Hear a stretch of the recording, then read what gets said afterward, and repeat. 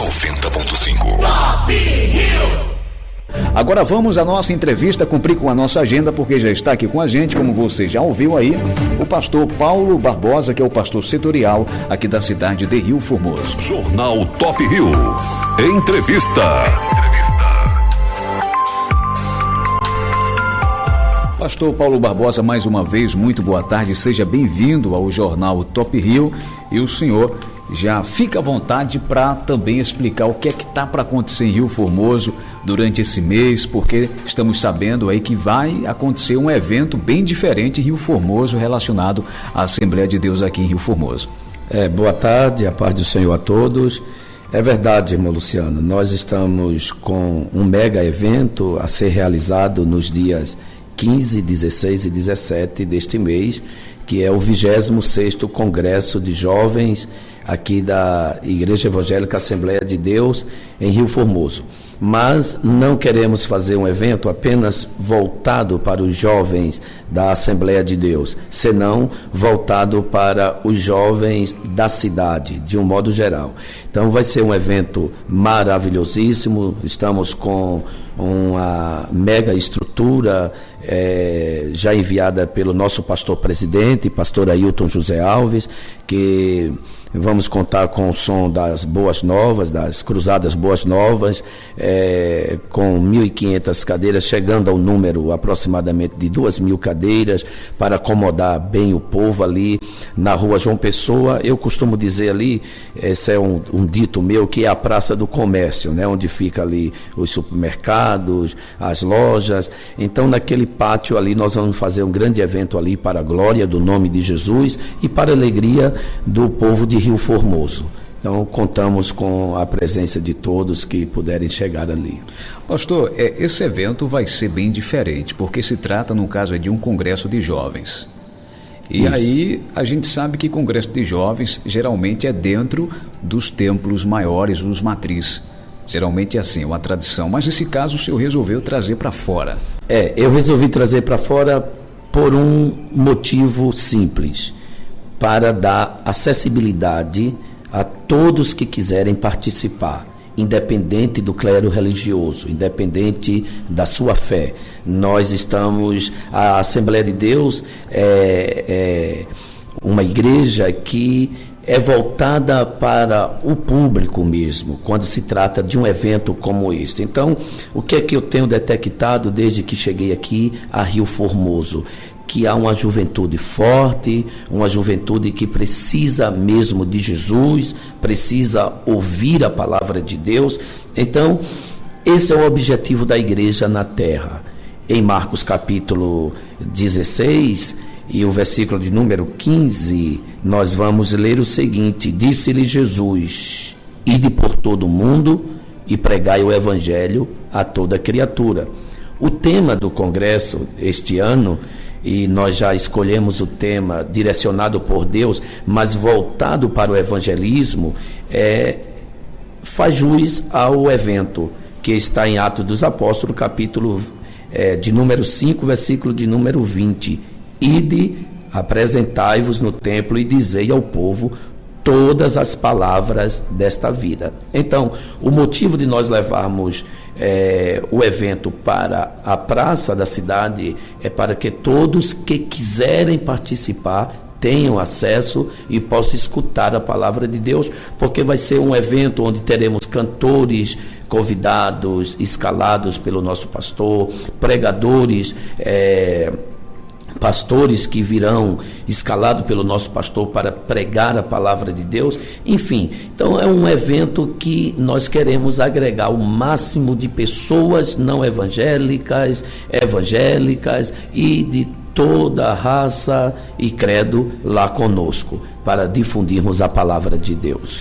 E é interessante, pastor, porque é um evento que tem como base a juventude. Então vamos entrar um pouquinho nesse assunto, relacionando aí a juventude com a fé, com os dias atuais. Qual o maior desafio, pastor, para um jovem permanecer na fé ter, digamos assim, essa aproximação de Deus, se manter mediante aos ataques que hoje temos, ideológicos principalmente, que deixa muitas vezes os nossos jovens vulneráveis. Qual o maior desafio que o senhor tem notado para a juventude de hoje? Irmão Luciano, essa é uma pergunta muito importante e realmente são vários os desafios para o jovem hoje aproximar-se de Deus, principalmente por causa das ideologias, dessa liberdade, entre aspas, que na verdade não é uma liberdade. Eu só digo que a liberdade é liberdade quando eu faço não apenas porque sou levado a fazer pelo que o povo diz, mas porque eu acho que é certo.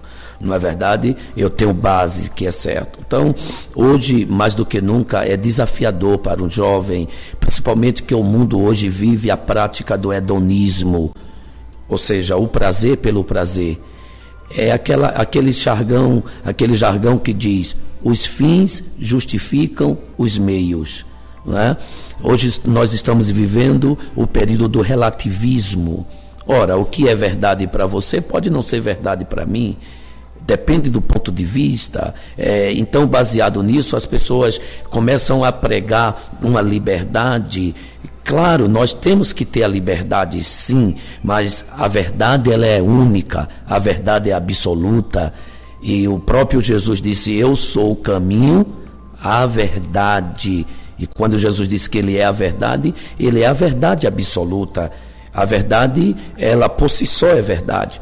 Então, o jovem hoje vive nesse dilema: como agradar a Deus, como agradar a si próprio, como agradar a maioria. O que é que eu devo fazer, o que eu não devo fazer, o que é que eu posso usufruir, o que eu não devo usufruir. Nós partimos de um princípio. Paulo, o apóstolo, escrevendo aos Coríntios, ele disse: todas as coisas me são lícitas, mas nem todas me convêm. Todas as coisas me são lícitas, mas eu não me deixarei levar por nenhuma delas. Então, é um desafio grande. E o Congresso de Jovens é exatamente para dizer ao jovem que ele pode ser feliz, ele pode usufruir da vida que Deus lhe deu, mas pode usufruir da melhor maneira possível, tendo Deus como seu parâmetro maior, tendo Deus como o seu exemplo maior, tendo Jesus no coração, servindo a Cristo. Nós temos, irmão Luciano, e o senhor é sabedor disso, que nós temos na nossa igreja aqui em Rio Formoso, só aqui em Rio Formoso, mais de 800 jovens felizes, vivem a vida, têm o seu momento de lazer, mas tem Cristo como verdadeiro Deus na sua vida. Então é isso que nós queremos levar para a juventude. É possível ser jovem, ser feliz e ser salvo. Então, eu analisando aqui as palavras que o senhor tem expressado nesse momento relacionado a essa pergunta, dá para entender que um dos maiores desafios pode-se dizer que é o equilíbrio. O equilíbrio, isso. A palavra equilíbrio, que era exatamente isso que eu ia falar a princípio. A palavra equilíbrio é a palavra ideal para este momento, para o jovem. A Bíblia diz: eu vos escolhi jovens porque sois fortes. E o senhor sabe que com o jovem está a força, não é? Ele está vivendo o auge da vida, onde ele faz muitas coisas para pensar depois. E quando pensa, já fez o errado.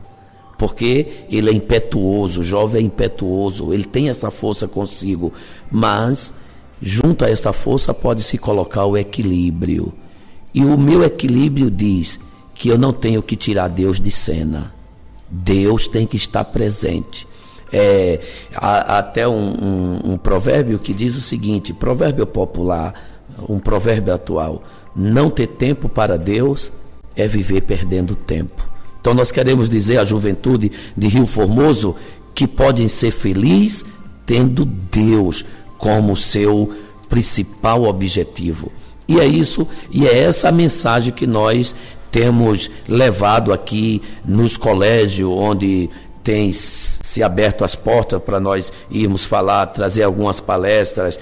Nós temos dito isso, que é possível ser jovem e ter Deus como seu principal objetivo. Juventude representa o vigor da vida. Isso. E aí você ter um equilíbrio a mais e uma ponderação quando você está fraco é uma coisa, mas quando você é forte parece que é mais difícil. É mais difícil. Porque você se sente, né, naquele momento de potencialidades, você quer desbravar, quer ver aquilo, mas de repente essa força, esse vigor pode nos fazer mal se a gente não utilizar de maneira mais viável, bem equilibrada. Isso, porque todo extremo é perigoso, não é isso? Eu acabei de ouvir, estava ouvindo aqui o jornal, né, que estava sendo divulgado, e o senhor estava falando de uma palavra que tem levado as pessoas a se darem mal, que é o radicalismo, né? O extremo. Todo extremo é perigoso. A Bíblia diz assim, não se desvie nem para a direita e nem para a esquerda. Retira o teu pé do mal. Ou seja, todo desvio é perigoso. Então, a palavra certa que nós vamos trabalhar hoje é equilíbrio. Não desviar para a direita nem para a esquerda. Porque a gente pensa o seguinte: um desvio para a direita é bom, porque a direita sempre é bom, né? A esquerda sempre fala da parte mais fraca, da parte mais frágil. A gente tem mais força no braço direito do que no braço esquerdo. Bem, a biologia vai explicar que a gente usa mais o cérebro do lado direito. Enfim, não vamos entrar nesse mérito porque eu não entendo bem, mas vamos entender de forma teológica. Quando a Bíblia fala de direita, sempre fala de algo melhor, não é? Fazer vereda direita para os vossos pés. Quando a Bíblia fala de algo esquerdo, fala de algo vulnerável, algo que não é bom. Então, mas nem o desvio para a direita é bom. O equilíbrio é que é a palavra correta. Pastor, e se tratando dessa questão do equilíbrio também, um dos grandes desafios que nós temos no nosso século, nos nossos dias, é o desafio de vencer a depressão. E notamos que a depressão não respeita cargo, não respeita posição, não respeita a robustez da intelectualidade, nem mesmo quando se trata da espiritualidade, porque temos visto até pastores se suicidando, jovens que frequentam igreja sofrendo também da depressão. E como é que o senhor vem, qual o conselho que o senhor dá para as pessoas que estão passando por isso? Esse é um dos grandes desafios também para os senhores que estão à frente desses trabalhos. Nós atendemos praticamente toda semana, 2 ou 3 vezes no gabinete onde o senhor nos visitou, e esse é um problema que nós temos enfrentado, a depressão, a ansiedade. O mundo hoje vive como se fosse terminar amanhã. Eu estava dizendo hoje para uma irmã que me visitou, precisando de ter um aconselhamento, eu estava dizendo a ela que hoje nós estamos sofrendo por antecipação. É só a gente voltar um pouquinho, há 30 anos atrás. Há quem diga que a ansiedade é a doença do século, mas não é a doença do século. Eu discordo até. Sabe por quê? Porque Jesus, no capítulo 7 de Mateus, ele já dizia o seguinte: não andeis ansiosos por coisa alguma. Não é? Não andeis ansiosos pelo dia de amanhã. E por algumas vezes, se não me foge a memória, ele repreendeu até os discípulos pela ansiedade. Pela ansiedade, não é? Ele chega a dizer: olhe para os lírios dos campos, que ele não trabalham, não tecem, mas nem Salomão em toda a sua glória se vestiu como um dos lírios. Aí ele disse: se o Pai Celestial cuida dos lírios do campo, que amanhece verde e à tarde murcha e é colhido para o fogo, quanto mais de vós. Então, o que é que Jesus quis dizer? Jesus quis mostrar que um dos antídotos contra a depressão, contra a ansiedade, é a confiança em Deus, no Deus que provê. Paulo, escrevendo aos Filipenses, no capítulo de número 4, permita-me fazer esta citação. Fique à vontade. Porque a Bíblia ela tem conselho para todos e para tudo. Aos Filipenses capítulo 4 e versículo de número 6, veja o que Paulo diz aos irmãos da cidade de Filipos: não estejais inquietos por coisa alguma, antes as vossas petições sejam em tudo conhecidas diante de Deus, pela oração e súplica com ação de graças. Aí ele diz o seguinte: e a paz de Deus, que excede todo o entendimento, guardará os vossos corações e os vossos sentimentos em Cristo Jesus. A depressão, ela existe, já foi diagnosticada, tem muita gente sofrendo, sem conseguir se levantar, nem sequer para fazer suas refeições. Mas veja bem, Jesus também cura a depressão. Como assim? Jesus foi o homem que mais trabalhou com esse aspecto psicológico das pessoas. Pessoas que enfrentaram o sofrimento. Por exemplo, ele disse à viúva de Naim: mulher, não chores. Ele é convidado para ir curar Lázaro pelas suas irmãs, ou pelo menos avisado no capítulo 11 de João, e ele não chega. Ele chega no 4º dia, quando Lázaro já está sepultado, não é? Mas ele chega com a solução. Então é esse Jesus que solucionou tantas causas impossíveis, que ele pode solucionar. O que é que acontece muito com a pessoa que está deprimido? Desistir da vida, desistir de tudo, como se nada vai dar certo. Ora, Deus, ele continua sendo Deus para ajudar. Eu estava dizendo para uma irmã, hoje nós vivemos numa carreira tão grande, vivemos na época da tecnologia, na época do avanço tecnológico, de uma forma que tudo que a gente quer tem que ser aqui e agora.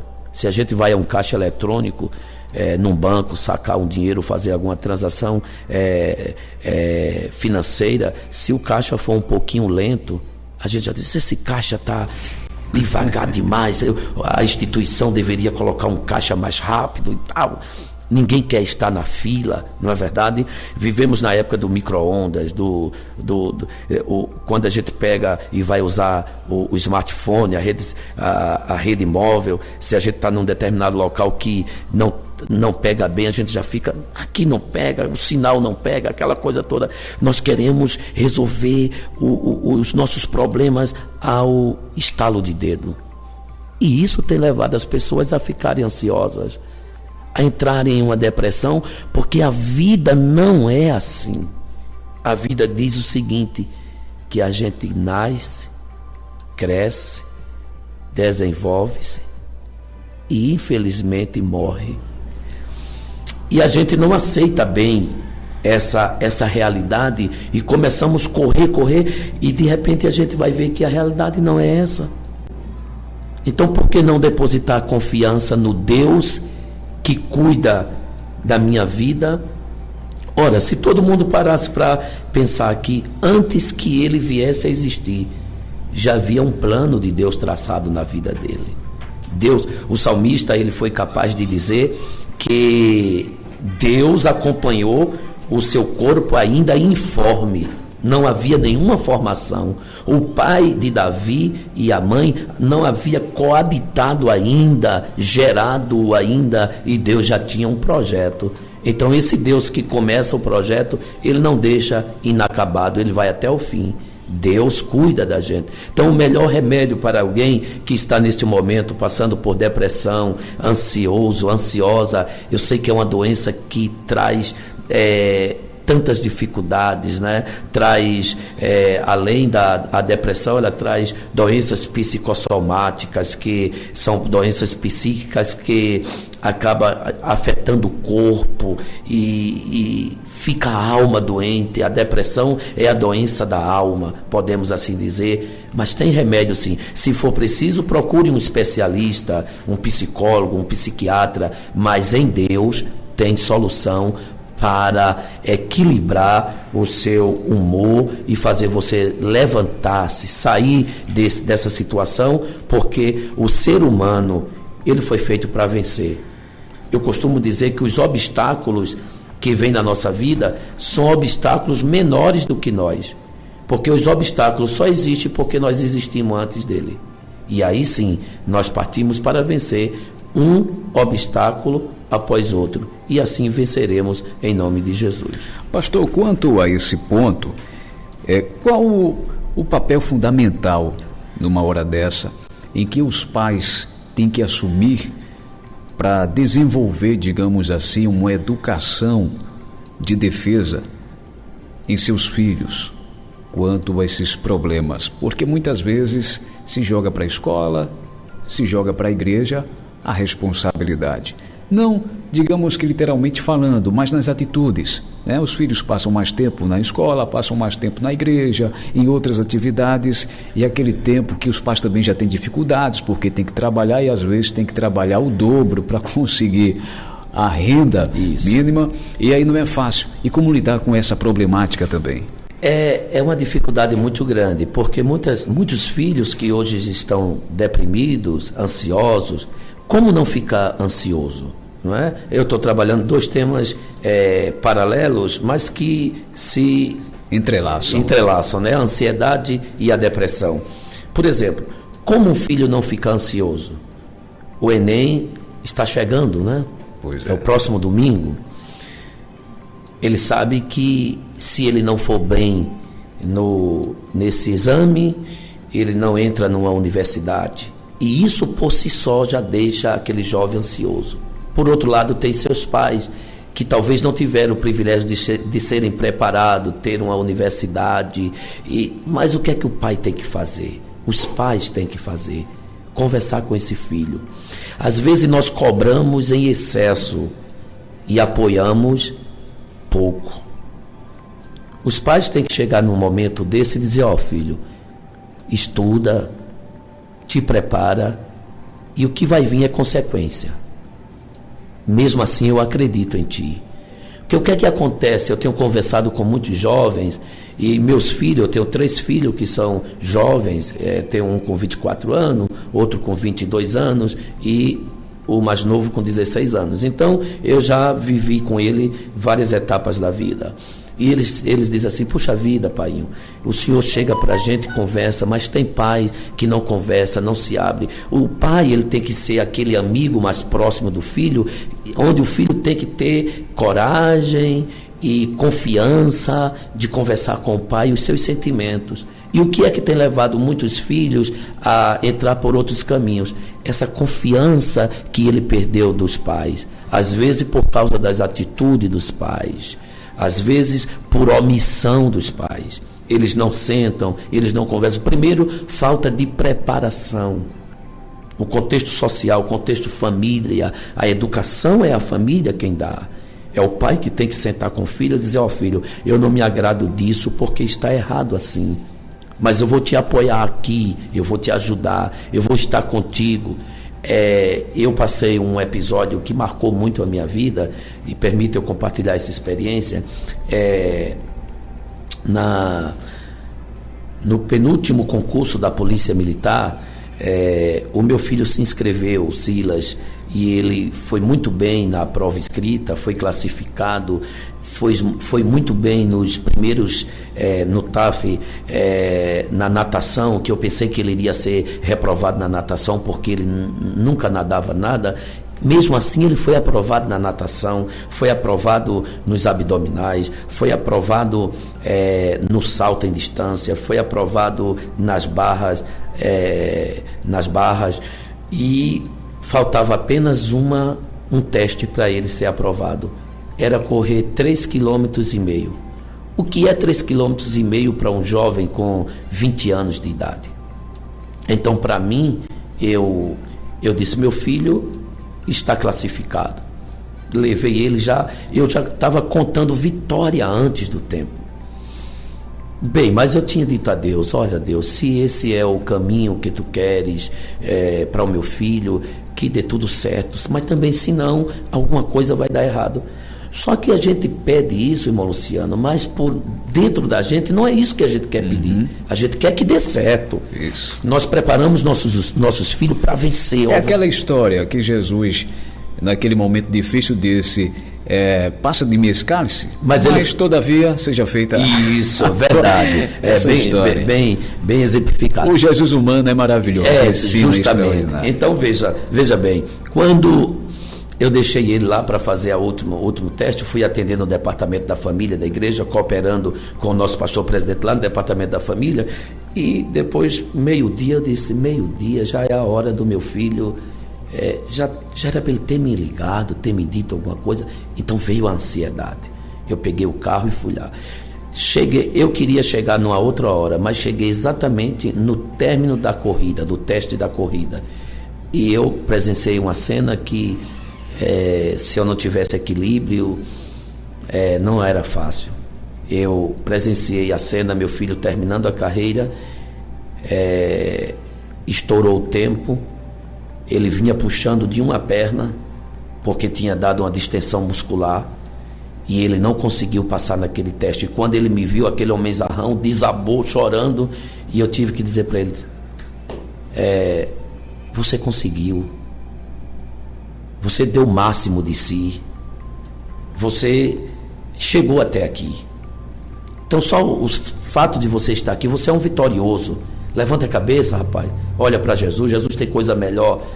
Mas se fosse um pai que esperasse tudo do filho, dizer, você devia ter se esforçado, ter treinado mais, ter aquilo, isso por si só frustraria. Ele já estava frustrado pela desclassificação, e agora vem o pai. É a hora do pai entrar e dizer, olha meu filho, eu estou aqui, independente do que der, eu acredito em você.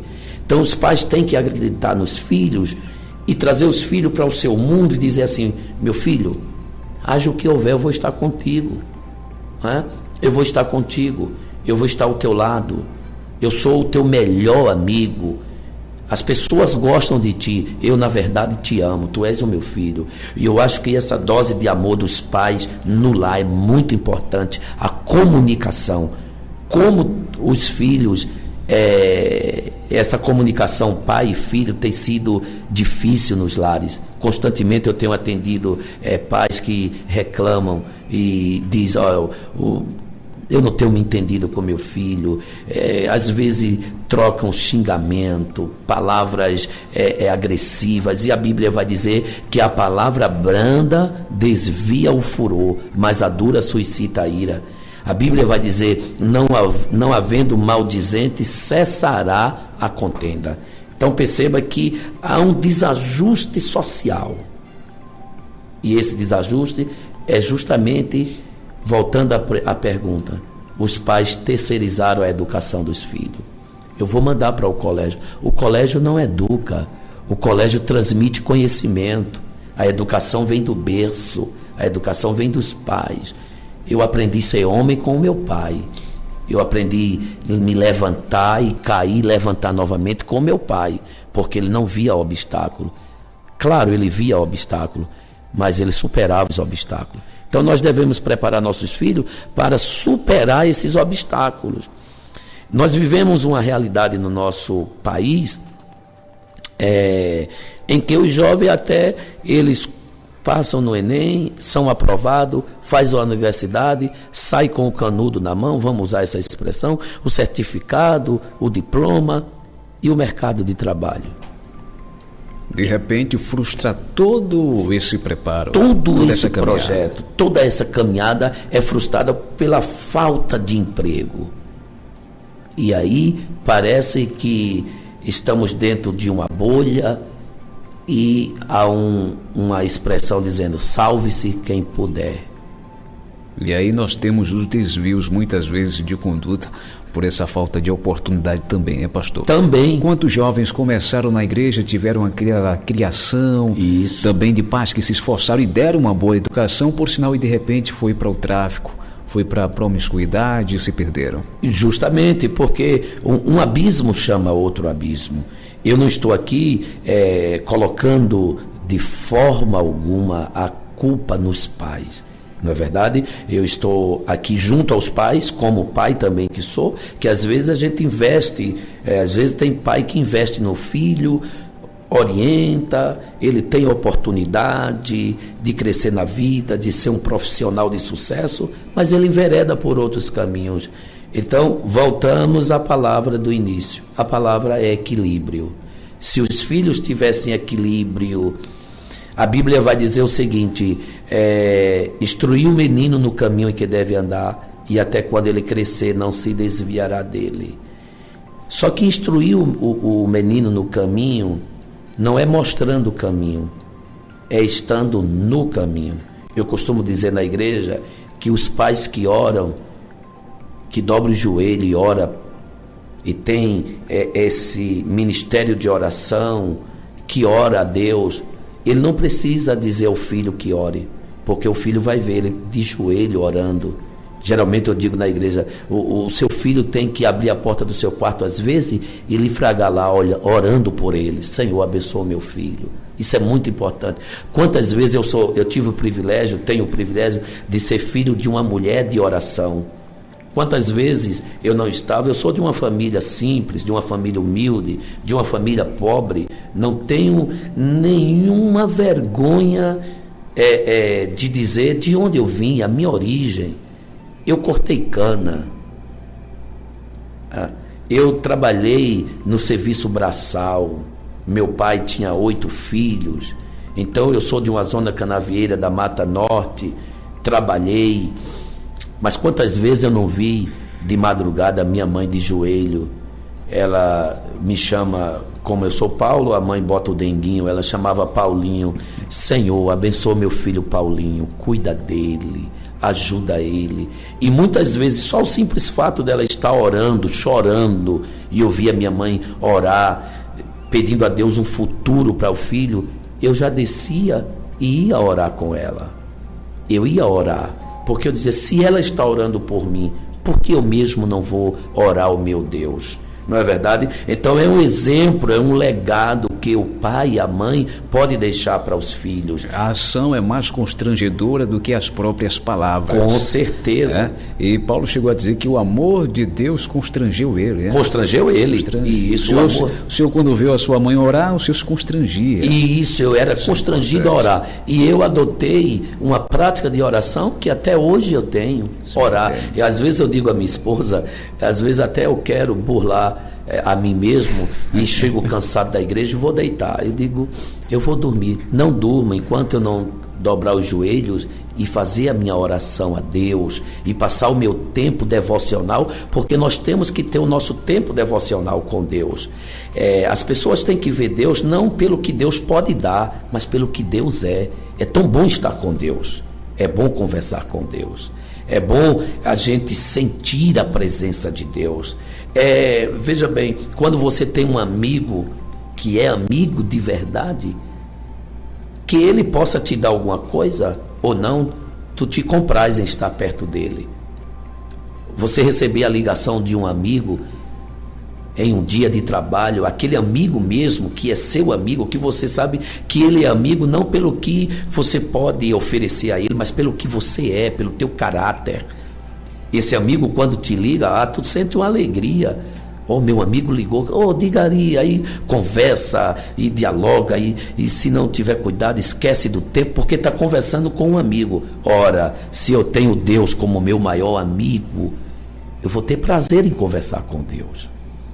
Eu vou gastar tempo, e não é gastar tempo com Deus, é investir o tempo com Deus, não é? Então a família precisa disso, orientar os filhos. Ora, a gente vive em um mundo em que as pessoas querem excluir Deus de cena, tirar Deus. E aí eu vou entrar numa pauta agora com o senhor que já estava separadinha e o senhor já puxou, está no roteiro. Albert Einstein é a quem atribui esta frase: a ciência sem a religião é manca, e a religião sem a ciência é cega.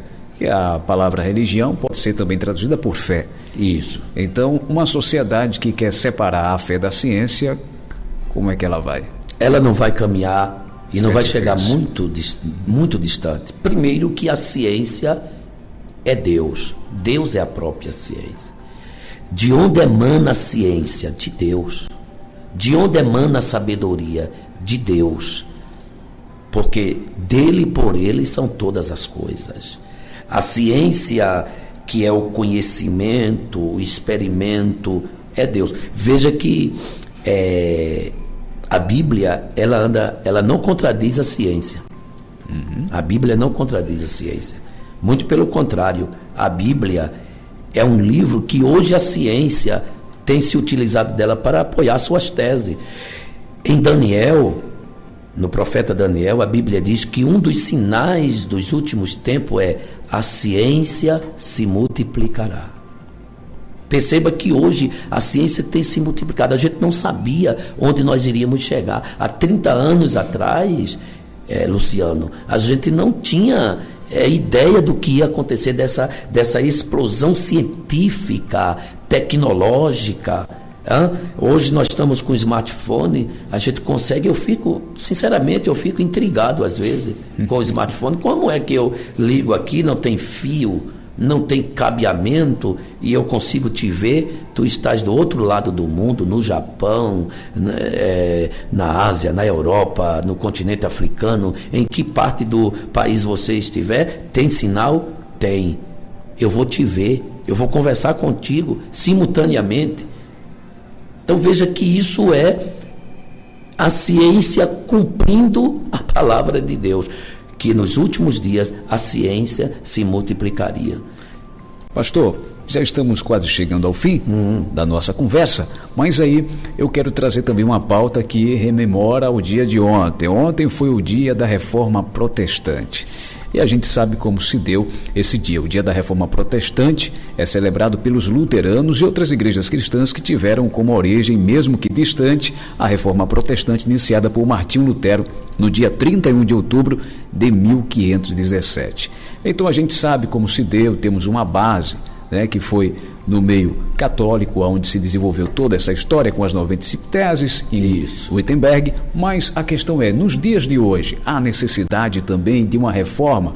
A pauta reforma, ela já pode ser excluída ou ela tem que ser vivida e revivida dia após dia na vida de quem busca a Deus? Veja bem, quando falamos da Reforma Protestante, um dos legados que a Reforma Protestante trouxe para nós é voltar-se à Escritura, não é?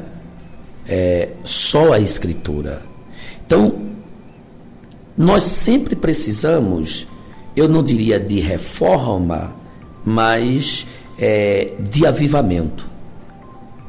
Eu trocaria esta palavra reforma por avivamento. Avivar quer dizer tornar com vida. E só tem uma forma de avivamento, é quando voltamos às Escrituras. Nós vamos provar pela Bíblia Sagrada, nos períodos sombrios da nação de Israel, quando eles se desviaram da doutrina. Todas as vezes que aconteceu um avivamento, na época de Josias, do rei Josias, foi encontrado o livro da lei. E quando eles leram, eles disseram: como nós estamos distante de Deus. Ou seja, nós tiramos Deus de cena e colocamos as nossas práticas. Na época de outros reis, vamos pegar o período pós-exílio de Esdras e Neemias. A Bíblia diz que Esdras, quando começou a ler o livro da lei, o povo chorava, o povo lamentava, o povo de Israel, porque viram quanto eles estavam distantes de Deus. Vamos pegar o período de Jesus. Jesus trabalhou as Escrituras. Jesus sempre na sua pregação, ele dizia: está escrito. Quando alguém queria, até o diabo que veio utilizar as Escrituras para Jesus, e o diabo citou o Salmo 91, para Jesus, dizendo: atira-te daqui, porque aos teus anjos está escrito que aos teus anjos dará ordem a teus respeitos para te guardar, tu não vai tropeçar com o teu pé em pedra. E Jesus disse: está escrito, não tentarás o Senhor teu Deus. Então perceba que Jesus sempre usou as Escrituras para trazer a transformação ao homem. Martinho Lutero não fez nada mais, nada menos, dentro da Reforma Protestante, do que deixar esse legado, que só a fé, só a graça e só as Escrituras. Claro que foram as 95 teses, 90 e... Deixa eu ver aqui para não dizer... 95 teses. 95 teses que ele fixou lá na catedral, porém... Essa tese, só as Escrituras, só a fé e só a graça, é que o povo da atualidade precisa entender que só a graça de Cristo é quem salva.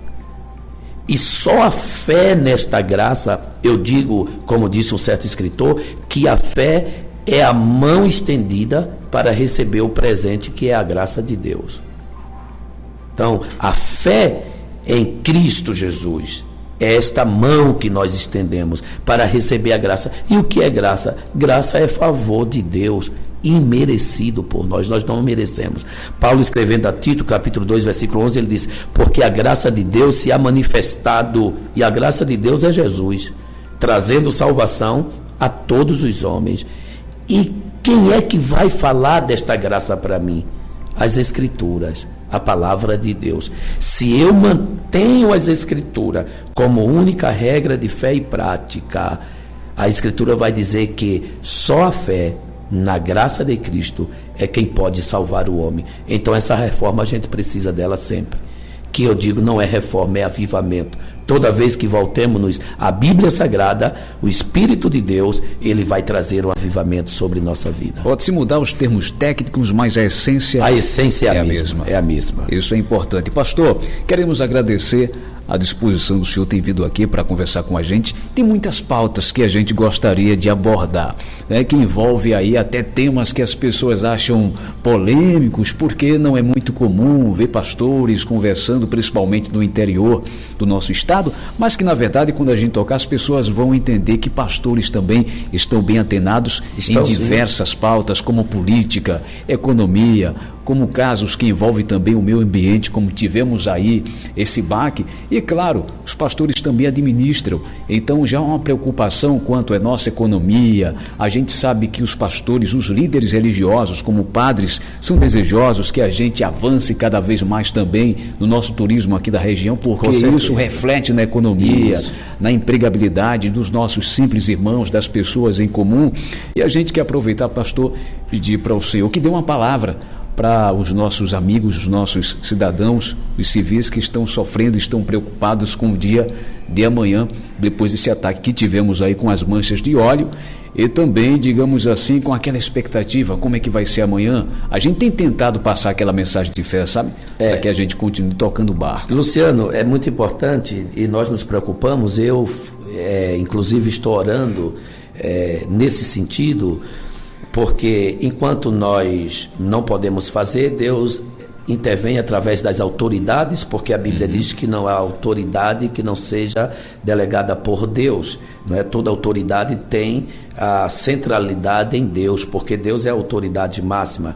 Mas eu me preocupei muito, porque a gente sabe que quando chega esse período de verão, principalmente aqui no litoral, é onde a economia é aquecida através do turismo, que temos praias lindas aqui, maravilhosíssimas, e logo agora veio essa questão desse óleo que chegou na orla marítima, prejudicando a pesca, prejudicando o turismo, prejudicando tantas coisas e a economia em si. Mas eu entendo que as autoridades estão engajadas para resolver e solucionar esse problema no mais curto tempo possível, não é verdade? Que nem sempre, o problema é que a política ela tem que fazer e dizer, mas quando é a autoridade que está envolvida, eu acredito que eu estou me fazendo entender, e tem algum trabalho sigiloso das nossas Forças Armadas, da Marinha, não vai divulgar tudo o que está fazendo, porque aí até atrapalha a investigação. Mas eu tenho certeza que está sendo pontuado pelas autoridades, está sendo feito alguma coisa. E agora eu quero terminar o comentário a respeito disso.